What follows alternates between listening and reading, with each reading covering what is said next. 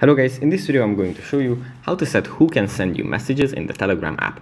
But before that, don't forget to subscribe and leave a comment down below, because at 10,000 subscribers I'm going to show you my whole YouTube revenue statistics and growth strategy. So without further ado, let's just jump right into it. First we have to open up the Telegram app.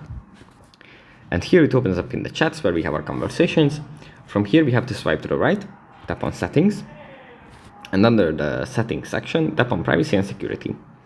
Here, under the privacy section, we have to tap on messages. And here we can select either if everybody can message us, or only our contacts and premium users can do this. The only problem with this function is that it's only for premium users, for Telegram premium accounts.